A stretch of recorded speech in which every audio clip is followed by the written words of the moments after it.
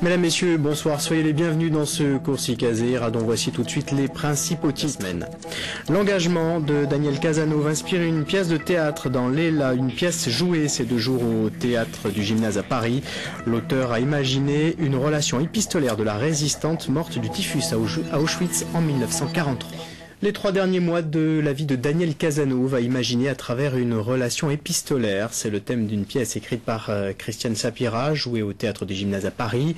6 comédiennes se succèdent sur scène pour retracer l'engagement de cette résistante mort du typhus dans le camp d'Auschwitz en mai 1943. Présentation Marie-Christiane Alain Rich. Daniel Casanova est morte à Auschwitz le 10 mai 1943.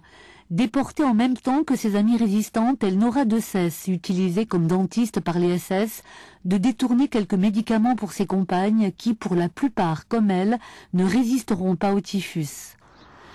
Christiane Sapira s'est donc totalement imprégnée de sa vie pour imaginer des lettres fictives que Daniel aurait pu envoyer à sa mère d'Auschwitz.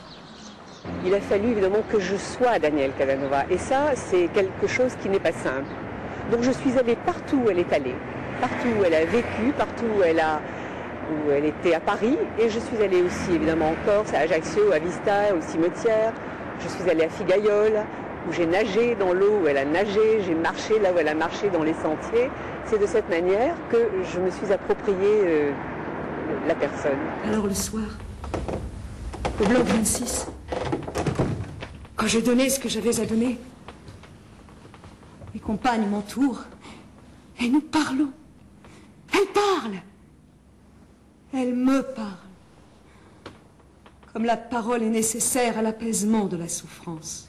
Pendant tout le temps où elle reste près de nous dans la puanteur du bloc, on oublie. Oui, on oublie.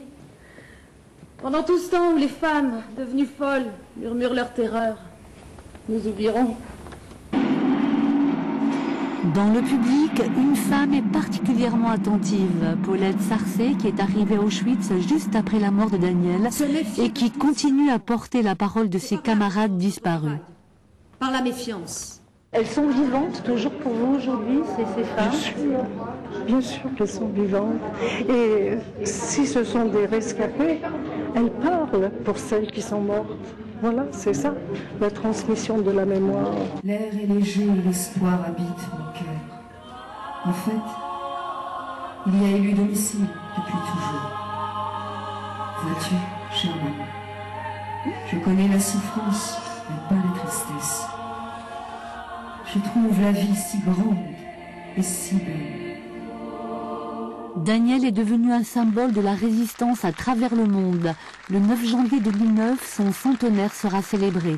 Quant à la pièce, très applaudie par le public, elle continuera à tourner en Corse et à Paris.